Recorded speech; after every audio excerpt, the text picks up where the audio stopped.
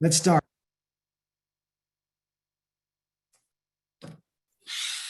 Okay, great. Good, Paulette? Yep. So has everyone had a chance to review what we sent you? The language? Yes. Okay. Can we put it, do you want us to put it up, or are you guys okay with looking on your computers? Do you want us to put it up? Can you put it on the screen, please, so we can just make sure we're all at the same place? I agree. Yeah, I agree. Would Thank you you. prefer the red line to be put up or the clean copy of the new version? Red line, please, for me. I think it's easier to see what's changed. Yeah, red line, please. I agree. Okay. I'm happy to put that up unless there's someone else that is, I don't know what the Yep, go easiest way ahead, to get Ryan. there. Okay. So hold 1 second, please. For me, I cannot see that, so if you would just define for me what section you're in, I can follow on my computer. Okay, we can do that. Thank you. The good thing about I like this one is we have page numbers. So it'll be easier. Yay to page numbers. Okay. Okay, Yeah. can everyone see, except for Morag, those that can see the screen, you can see the screen?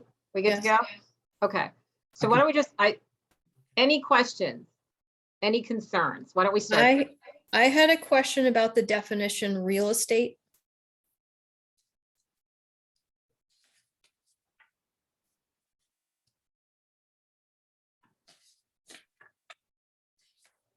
Real estate transaction? It's where we added I thought it was the real estate definition. It's where we added the 1 to 4 condominiums and co-ops. That definition, which I thought was the definition of real estate, but maybe I must be mistaken. Residential real property? Yeah, that. Okay.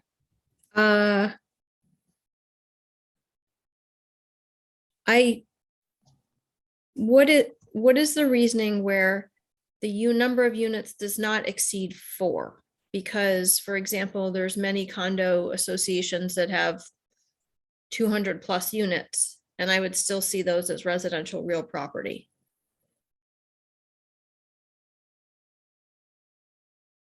So I wasn't sure why the last part does not exceed 4 was added. Didn't we talked about that a little bit? I thought we said that by saying including cooperatives and condominiums, the total number of units.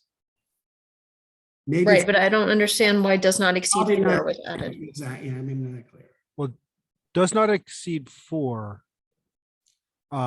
is a concept that was in the definition before. It's just how it was revised. So that is existing language.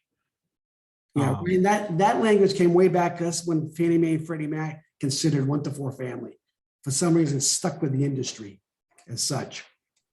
But we have pared down when residential real property is used in the statute.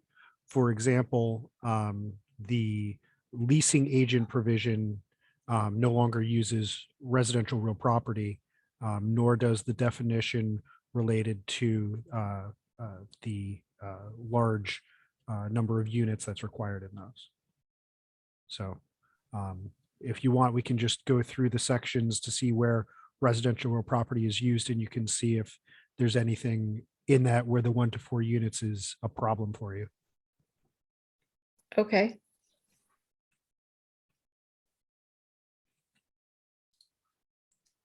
So it's, see, we So you've dropped, taken it out of there. yep. That's also a delete.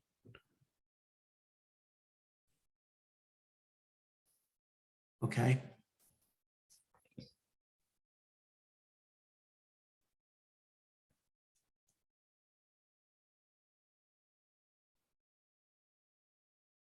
Okay.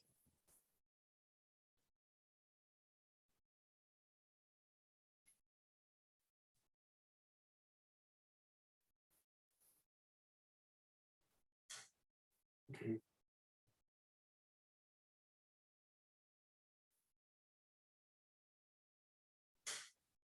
Okay.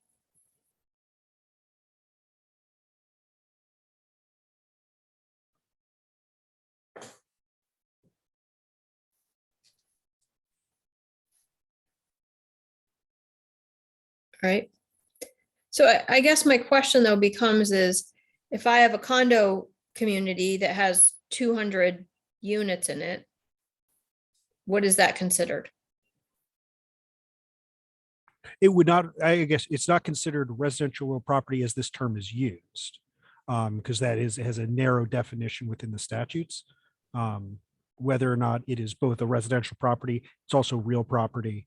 But it wouldn't fall under the restrictions related to mortgages and the other sections that are listed here. But again, that's all existing concepts. We're not expanding how this term is used, and it's not a new concept. So the intent here is the fact is that the definition does cover the condominiums.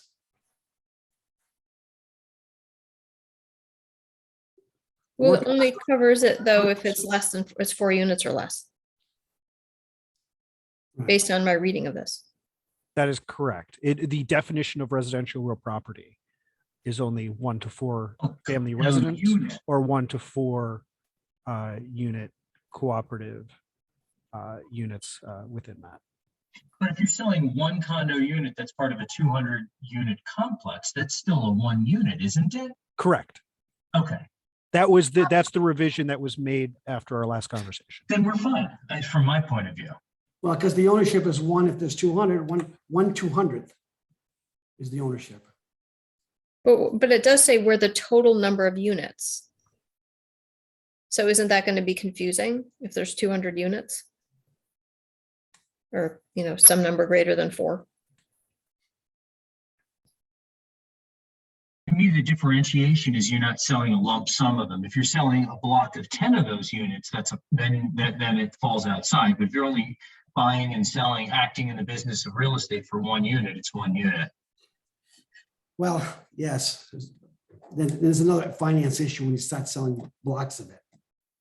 That's another story. Right. I don't want people confused that if I buy a condo in an association that has 200 units in it, then it's not considered residential real property. That's essentially the confusion I'm trying to avoid. Okay, so perhaps a revision in which not where the total number of units in the cooperative or condominium does not exceed 4, but where the total number of units or the cooperative subject to the transaction. Sure. Or something to that effect. Sure. Okay. Yeah, because I understand what Peter's saying. If I guess, I don't know that I've ever seen this before, but where somebody's bundling X number of units together and buying them more than 4. I like that you're clarifying it. I mean, I think it's better to make it as clear as possible. I've been involved with the block type 10 units owned by one person. I bought a similar situation, and it was just treated as commercial. From a loan perspective, yeah. Right. Okay.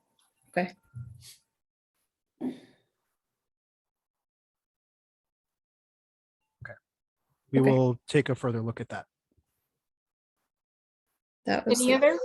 So are you satisfied with that if we make that change? that's fine. Any other questions, concerns, comments Yeah. after your review? You had added the section about, I don't know what section it's in, about adding requirement of paperwork for when property is shown by agents. It was towards the end of, I don't know if it was, I don't think it was a definition. The agreement for showing 20-312. Yeah, can you just go to that section, please? So, yeah, this one.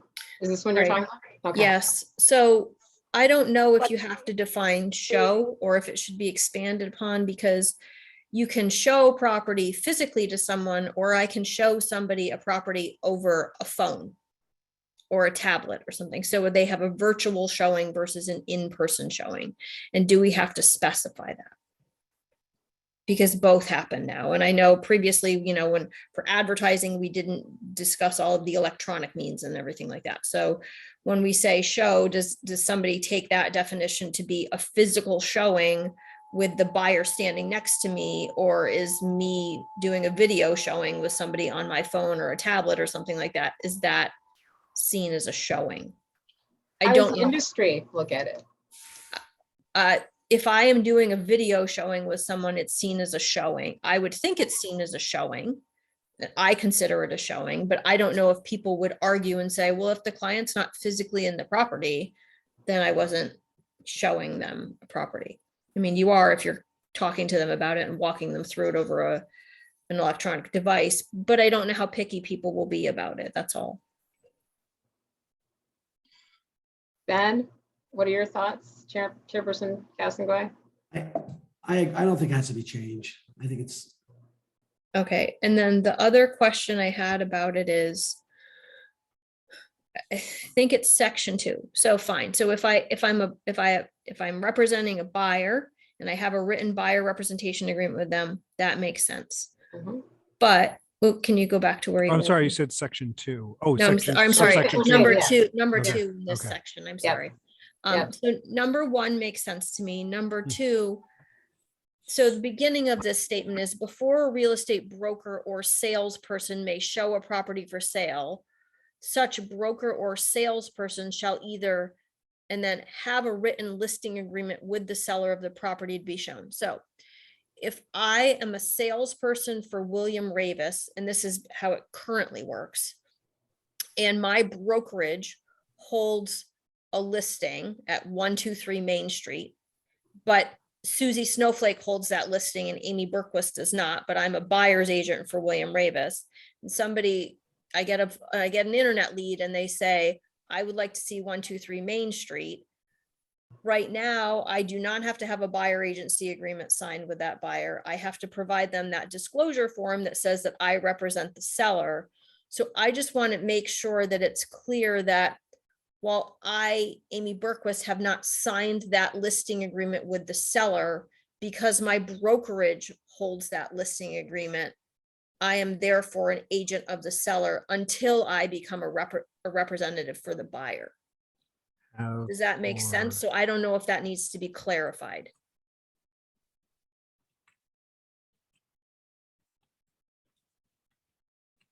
Isn't that essentially covered under agency law?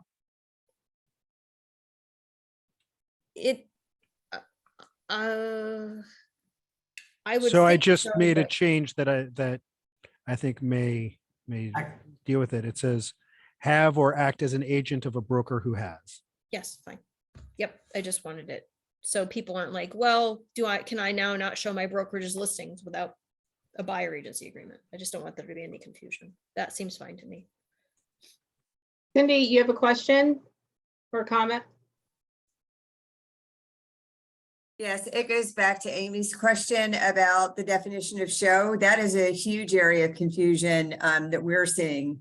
Does it mean physically walking into a property, or does it mean any type of showing? During the pandemic, many showings were being done virtually with a phone, and some people deliver Matterport listings where they discuss it. And then the secondary issue is if there is never a showing, does that mean there's never a requirement to do this? Yeah, I've actually written offers for people before where they've never, like, I have not gone into a house and they've never seen a house. Right. So You get those are, I mean, investor buyers. those are two very fundamental questions we have about using the word showing anywhere. It scares Okay. me. It's a slippery slope. And I, you're right. We're seeing our industry change right before our eyes. But, you know, also, it is appropriate sometimes to show as a marketing and to build a relationship, certain things, you know, I'm not necessarily doing a virtual walkthrough. I don't know at what point you draw the line, because there is a difference to my mind. But if you don't define it one way or the other, then everybody is confused, because everyone is confused now. So what is the showing mean? A warm body standard, a person physically in the house, or does it mean something else? And then if you use showing to ever establish a point in time, what if there is never a showing? Or what if the showing is 2 years after you've established a relationship and you're having regular conversations with them about properties, but they don't actually go to see a house for 2 years? but Does that mean there's, we just need clarification on what the intent of the commissioners in your discussion is related to these issues, because it's a big point of confusion right now. And I assume that the agent has a valid agreement still in force or not? Remember, you said 2 years, so. Yeah, Ben, it's my understanding what you're establishing is a point in time when you're required to have an agreement. And if the point of time you're required to have an agreement is a showing, then the question is, what is a showing? And what if a showing never happens? So if we're not using a point of time such as first meaningful contact, if you're using a term like showing, we need to know what a showing is. And we need the answer to the question, what if there's never a showing? Or what if the showing is 2 years later? If there's never a showing, there's no need for an agency relationship. Okay, that's the question. Commissioner Berquist, I think you're muted. Sorry, if there's never a showing, there still potentially is the need for an agency relationship, because if you're writing an offer for that person, you would have to have an agency relationship with them. You would want to, so you get paid, I guess. I hadn't considered the possibility of writing an offer without a showing, but you're right. Sometimes people do, like investor buyers do that sometimes. It regularly happens. It's sight unseen. We have even sight unseen writer that's regularly used. Yeah. In that So, I mean- situation, though, when you have that situation sight unseen and you don't do a showing, don't you enter into an agency agreement? Yeah, you should. Right. So can we add an or to this? If no showing has occurred and, an offer is culminating, agency agreement needs to be signed. I don't, because I don't think it happens. It's, it's maybe 5% of the sales that happens, probably less than that, where somebody doesn't see a property in any sense of the meaning they haven't sent an agent to look at it for them, or they've just looked at pictures online and they put an offer in. Like that, the market here is not, it's not really like that, I would say, for the majority of sales. Right. So a representation agreement, many people interpret it to be the first time they're having meaningful conversations with people when fiduciary duties are starting to be established. Others think it's related to a showing. Other people think it's related to a contract. Others think if there is no showing, then there's no obligation at all. That's why all of these terminologies, like what is the trigger for when there's a belief there should be a requirement to have a buyer agreement? I think we can all agree that prior to writing a contract, there should be an agency relationship if there is no showing. I think so. I think we do any of us disagree about that? No one should be writing an offer if they're not representing someone. Correct. It So you sounds could like just there's add it agreement as an about or. If you want to go back, Ryan, to Yeah. showing. And do you Still want struggling. a definition of showing? Is that what you're saying? That's where we're struggling with that we're still arguing about. Okay. So let us know if you want a definition for showing to include, the person being physically present, virtual, that kind of thing. I'm struggling with that personally. I don't know where we draw the line. I mean, if it's going to cause confusion, I think it needs to be clear that a person doesn't have to be physically present. A buyer does not have to be physically present for the showing. It could be done virtually as well. And sometimes this also happens, I, as a representative for the buyer, without doing a virtual showing or an in-person showing, go and then give them a synopsis of the property. And then based on the photos online, they decide what they want to do. At what time do you have the agreement? I would have the agreement before I show the property. Well, that's the point we're getting here. When do you Yeah. have the agreement? Right. So we've got to make that clear. We have to establish an agreement prior, So not just, not so after we- the fact. so we have some direction in the drafting. There seems to be three scenarios that we're talking about. A physical showing where everyone's showing up and taking. That seems pretty clear. Yep. Everyone appears to be on the same page that an agreement is required. The second situation is where the agent is present and physically showing, and the buyer, the property, through some virtual means when the buyer is not there. The third situation is when an agent goes and inspects the property when the buyer is not present either virtually or in person, and then later reports. So we would And just then need to direct. the fourth situation is neither the buyer's agent nor the buyer saw the property, but the buyer still wants to write an offer. Right, but I don't believe that would be covered by a definition of showing. Okay, fair enough. Because A that there would virtual be, showing is not a showing. Where you're saying, Ryan, that a virtual showing is not a showing. If I, well, that's what I'm just trying to understand. There's three so we have scenarios. 4 different scenarios. The one I'm the most concerned about is the agent goes and looks at it and gives a synopsis. To me, that is not a showing, because what that means is any property that I've looked at, I can't discuss with someone without first signing something. I don't think that's right. I think I can look at it and I think this house might be right for you. We should talk more. It's got this, it's got that. And then I also don't want to prevent the agent from saying, hey, go on to Redfin and look at our MLS number 543. You know, let me know if that's what you're looking for. I don't think that's a showing. To me, that is learning more about the person so that you can potentially consider representing them and they can consider you as a representative. So that, No, I mean, Peter, I think it's like, physical in-person showings, I believe, are a showing. Virtual showings where the buyer is on the phone with me or a tablet, that is also a showing, because I'm walking through and I'm giving them. You just said something different. You're talking about one person is on site, real time. Yeah, so that's one of the 3 scenarios. Okay, so if either party is on premises real time and connected with the other party, I agree with you, that's a showing. Correct. Saying the same. But thing. even if they're not connected, but if my buyer has, if somebody I want to represent and or represent wants me to go to a property for them and give them a synopsis on it, I feel that a buyer agency agreement should be signed for that, simply because you have asked me to give my professional opinion to you and probably like Personal information. strategic advice about what you should be doing. So in that case, I would be representing that buyer. So if I go by myself as an agent on the direction of that buyer, I should also have buyer agency paperwork signed at that point. I think what we need to, I think where, for me, the confusion is, because I think we're kind of merging 2 things. One is, what is the trigger for when you have to have an agency agreement, which sounds like the last thing you were talking about, Amy. And how do we define a showing?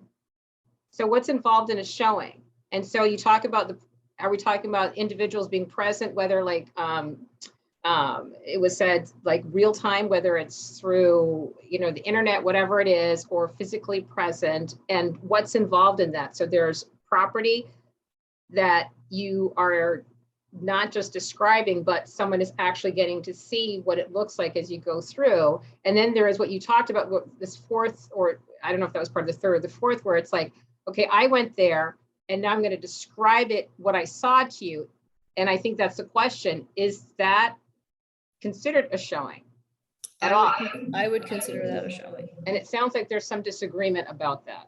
Because I'm still because if my buyer has directed me to go to a property on their behalf to look and then give my feelings about the property and information, like they've provided me with direction, which I'm, lawfully following. And so at that point, I would think that I'm representing that buyer because I'm providing guidance and advice. That's correct. I take counter. Now, if somebody calls me out of the blue and says, oh, I'm going to start looking for a property. I saw this property online. Have you seen it before? Can you tell me about it? And I have, and that happens frequently. I'm giving information about a property there where that person hasn't made any sort of commitment to me. They haven't given me direction. They're simply asking me for information about a property. So in that case, I don't know that I would, I'm not visiting the property on their behalf. I went to it for some other reason. So in that case, I wouldn't have to have a buyer agency contract with them to tell them about a property I've seen in the past. To me, That line comes in, Amy, at what point are you? You're giving your opinion of what you thought of the property. So you are giving them Right, but at that point, I information. don't have any relationship with that person, right? Because that buyer is asking me for information, but they have not provided me with instruction that I should do something on their behalf. I think really what Amy's saying is she's basically at the beginning of, she's just giving some information on it. It's just general information. Nothing It's like if somebody calls me about my listing and Yeah. has questions about it, and I answer those questions for them. But you should also disclose that you represent the seller. Sure, You yes, know, that's and, fine, but I'm not, yeah. but again, like, I don't have any If Amy doesn't get anything in writing, she's the one that's at risk here. tie to. Correct. Meets the road. What's special about a showing, you can look at pictures, you can even go through, to my mind, a virtual demonstration together. It's not a showing, because a showing is special. You can touch, you can feel. And if the agent is there, oh, Bob, can you move closer to the bathroom? Let me see this, let me see that. You know, you can, it's interactive. And to me, that's what is unique about a showing. And if you go and take notes, it's not interactive. You can't say, can I see the picture? Can I see that hole in the wall? I'm worried about. You're muffled. Peter, you're muffled. You're coming in and out. Sorry, I don't know what you caught on that, what you didn't. I didn't catch any of it, Peter. Can you say it again? What's special to me about a showing is the real timeness of it, that you can touch, you can feel, you can ask the person on the other end of the camera, can you pan closer to that beam? Can you show me something in the bathroom? It's interactive. And that's what's special about a showing, that you're touching and feeling. It's not pictures. It's not a virtual tour. It's real. And I believe that, you know, even with the agent on the other end responding, there's a realness to that you don't get in a report. The report is an opinion. To me, that's not a showing. Ryan, I just got to ask a question. You know, as I said at the beginning, we're trying to keep this simple. You can see how we're getting off to different situations here. What can we categorize this generally and cover ourselves? Well, I mean, this is a policy question that we'd need direction on. Either you would like virtual showings to be covered by this definition or not. So we would just need to know kind of, for certainly an in-person showing, there seems to be unanimity that that's a showing. Certainly the walking around with an iPad showing somebody else, I haven't heard anybody on the call resistant to that being called a showing. So the question that appears to be before the board is whether or not somebody in the property and then reporting back to their buyer, whether or not that would be considered a showing. That's a policy question that we would need direction on. There appears to be some dissension on that. One other question that I had, just because the issue was brought up, one person had said that it's possible that one of the parties would be present. I assume there is no situation which you would want the buyer present in a property and the agent not. Correct. For a That's showing. So that is not going to discouraged. be a permissive. I didn't think so. I just wanted to make sure that everyone was on the same page. For During that. COVID, That's- I had that very situation with all parties agreeing to it and so forth. But I did have that during COVID. That's a very unique time, though. Yeah, that seems like a recipe for, uncontrolled, unfettered access to a property without the agent present seems to be not something we would want to codify into a statute, but I wanted to confirm that was the intent of the commission. So we can work on, Brian, why don't you put a note there? We can work on a definition of showing. Yep. And then we'll send it to you guys. So we can, all right. So other concerns. Are we finished with this section? Commission? Yes. Okay. Other questions, concerns about other sections?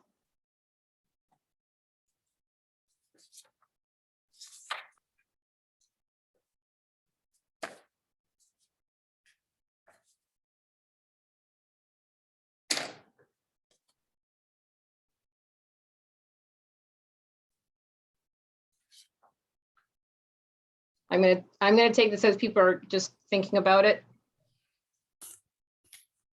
I did not. I read through everything and I didn't. Okay. have any other All right. concerns. Sharon, did you have any other questions or concerns? You know, Just that maybe back to that other definition, to think about, it's just, you know, personal, in-person showings and live virtual would be the cutoff maybe. Just my thought on it, you know, a live virtual would be a showing. I know we left that topic, but I had my hands up and took it down. Okay. Okay. Morag, do you have any questions and concerns? No, thank you. I've been listening and learning. Okay. Peter? All good. What did you say? I'm sorry, I didn't hear you. I said all good. All good? Chairman Cassengoy? I'm good. Am I missing anybody? CTR?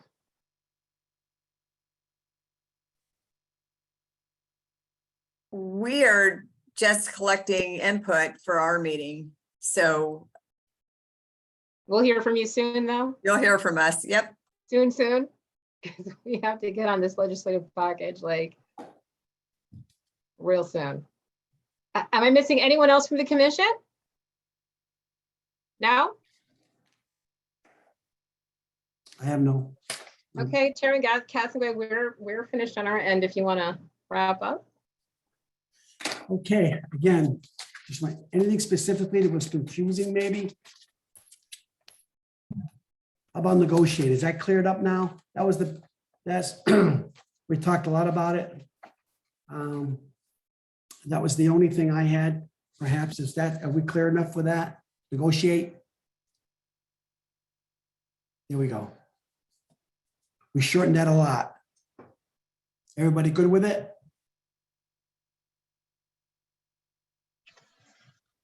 Yes.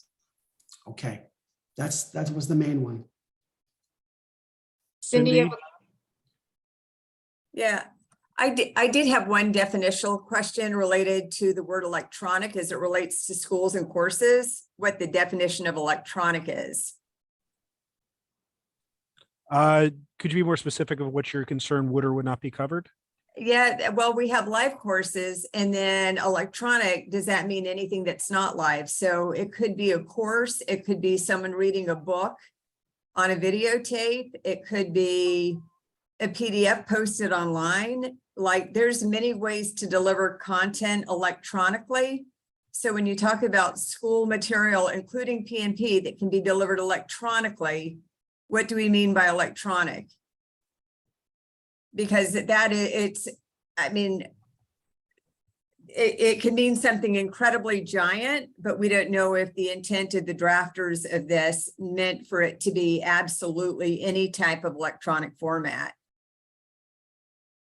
including just posting a PowerPoint online to read. What would you like to see that, Cindy? What do you think? We haven't discussed it yet, but we immediately ran across the fact that we didn't know what the intent of that word was, because it is very, very significant as it relates to both CE and pre-licensing courses. It says a course can't be denied if it's electronic, and we don't know what electronic is. If it just meant, a video version is different than, any type of format in any kind of electronic manner. And then we'll be able to discuss it when we know what we think the word means. Yeah, I guess, could somebody, propose that a class just be delivered via PDF file, which the licensee goes over on their own? So this is I think this section may help clarify the continuing education edition. Right, but there's language, and I don't see where it is. If you scroll to the prior page, there's language that said no course can be denied that's delivered in an electronic format. And we have seen examples of CE courses where someone just posts a PDF that may or may not be narrated, where you're self-guiding yourself through reading a PDF. And if that is going to count for the PNP, all pre-licensing classes and all CE, where people can just do a self-study with no instructor whatsoever. We just wanted to know if that was the intent of using the word electronic. I don't think that was the intent. And so maybe we can reference, Brian, reference back to this section right here where we have the parameters for what we meant by electronic, and then reference back, because it's a section where it says, I know this section you're talking about, Cindy, where it says that you can't deny a course that's offered by electronic means. And so we want to make sure that it still fits within that parameter, where we want to make sure that it's not just a PDF document and these concerns that the CTR and the commission has brought up. Right, and is the intent for all pre-licensing to be permitted electronically? Is it the intent of this recommendation that you now want virtual PMP without a live instructor? Can we go to the section on PNPs? See what it says.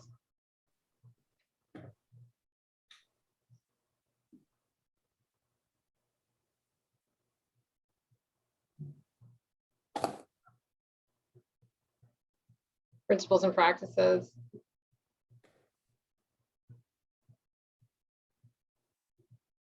Matches. Oh God. I spelled it right.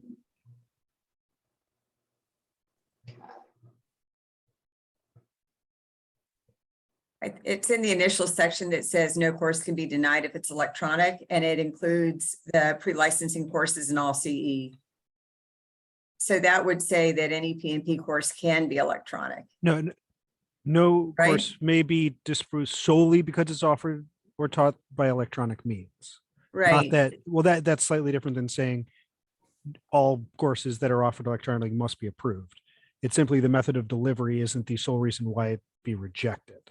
Yeah, and that's a big change from what's currently happening. Yeah, So but that, so if I have a PNP class, so if I'm a school that's had a PNP class, which has been approved, and then I say, oh, well, now I just want to deliver it via PDF file to somebody. The way this is written is we can't deny that because we've already approved the content of the course. correct.